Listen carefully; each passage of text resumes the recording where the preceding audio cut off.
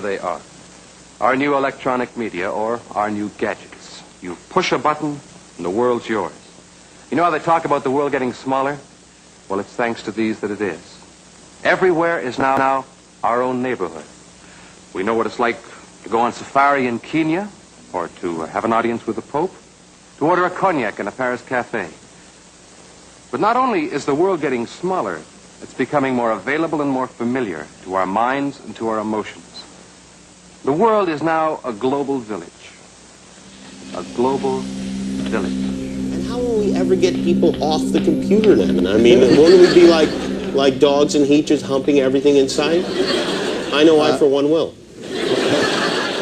Well, we actually get satiated on one thing, and then maybe we're going to want to eat something, and then we're going to want to create music. We're going to become better musicians. We're going to become funnier.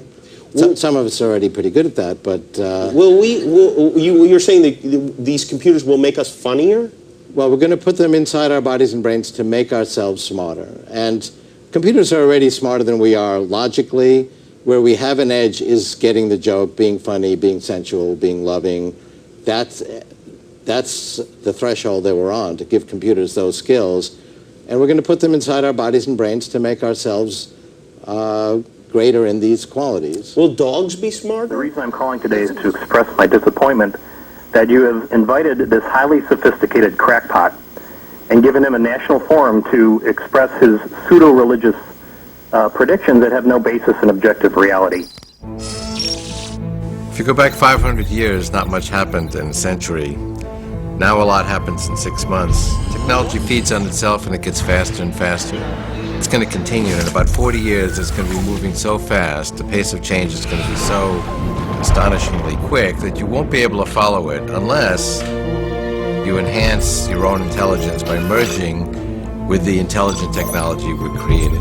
This guy is freaky. He says computers will have consciousness in just 25 years. As we get to the 2030s, you're not going to be able to tell a clear difference between human and machine intelligence. The big questions of life is, who are we? What are we going to become? What's the future like? And he's got one of the most incredible track records in history for his ability to predict with pretty darn good accuracy. He's an award-winning scientist and engineer, a millionaire several times over because of his inventions. Retribalization. Wow. These inventions may end up causing the worst war that humanity's ever had. Corporations and governments and societies will be created and destroyed on the back of the technology that this book describes. The world is flattening. The world that is globalizing. Inventor Ray Kurzweil thinks that one day humans may be able to live forever. I want to live as long as I can. I don't want to die. If following Ray's regimen would put that day off, I'm very willing to do that. I knew there was a reason I was keeping all this stuff, and he kept all this stuff.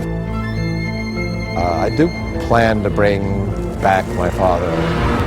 Now, many people, especially young people, accept unquestioningly the reality that is presented by the media. Popular culture, movies, television, music, carry messages about how society works and how people should behave. And so entertainment is not value-free. It has ideological content. It presents a worldview that influences the people who watch the programming. You know how we speak of being with it, meaning we've understood completely. We've got the message, as it were, in every way possible. But in the older book or print culture, people were not with it. They were away from it by themselves with their own private point of view. Now, you have no point of view when you're with it because you accept the thing totally.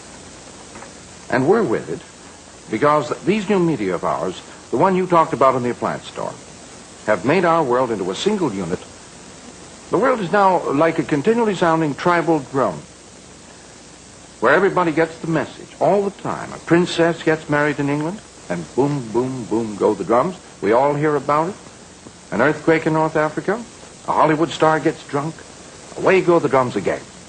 I use the word tribal. It is probably the key word of this whole half hour. Why, Marshall, do you use the word tribal? Why this? Well, I think you'll find everything we observed tonight about the media points in the direction of tribal man and away from individual man. By individual man, I assume that you're referring to John's literary man.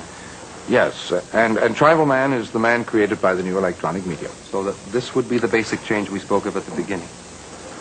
Yes, we're retribalizing. Involuntarily, we're getting rid of individualism. We're in a process of making a tribe. For just as books and their private point of view are being replaced by the new media, so the concepts which underlie our actions, our social life, are changing. We are no longer so concerned with self-definition, with finding our own individual way. We're more concerned with what the group knows, of feeling as it does, of acting with it, not apart from it. Look, let's back up just a bit. Yeah, this is. I mean, you might want to. Yeah, you might want to listen to that. But they sell it like it's cool. The head of Sega is saying that one day video games are going to be chips in your body, and then Ray Kurzweil's talking about that. They're going to make it trendy. But they're only going to give us the level of it that does enslave us. They're building the architecture to dehumanize. You need an answer to a question. Chances are you'll look it up on the internet. However, a new Columbia University study suggests that the instant results we get from search engines are affecting how we remember just about everything.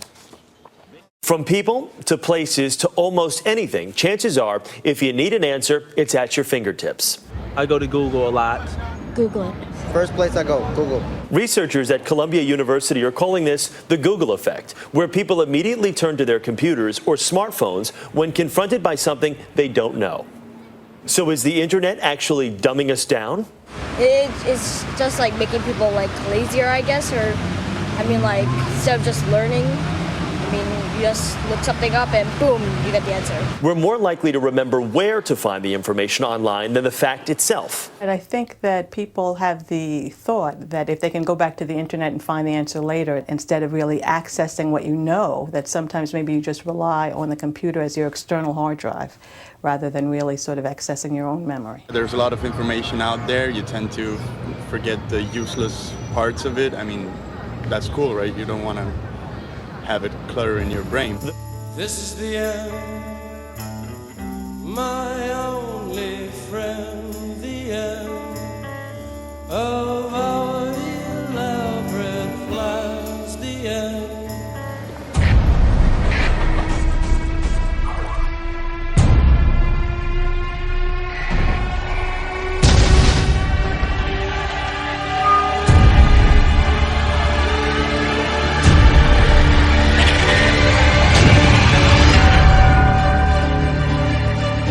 Integrating technology with human evolution seems like such a good sell for man. You're building a better you.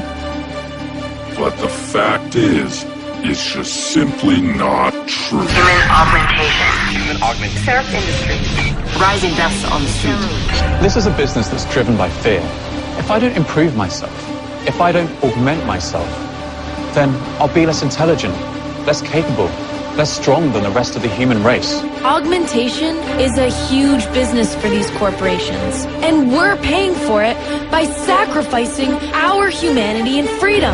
Why it went clashing. Reports of human experimentation. We have to ask the question, are we playing God? We've been integrating ourselves with technology for decades now, replacing damaged limbs with mechanical limbs, implanting data chips into our bodies, which give away huge amounts of information to governments and corporations all across the globe. At no point have they thought about the consequences of their actions.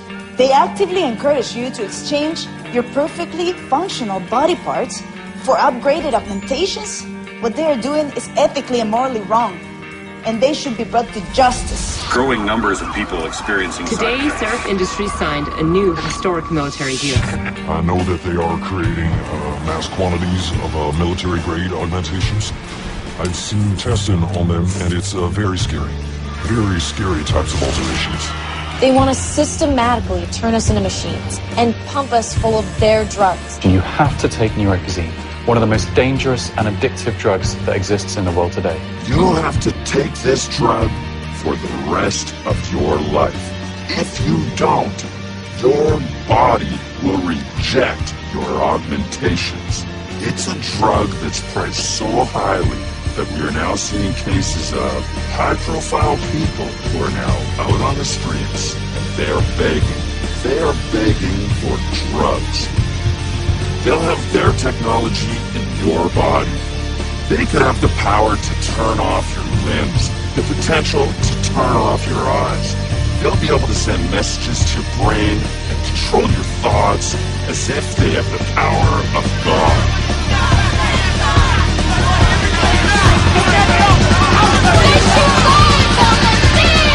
Please. If you don't take their drugs, you'll die. People have been abused, kidnapped, experimented on.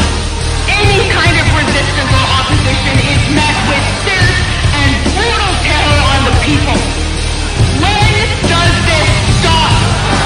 When will you stand up and fight? They are killing our humanity!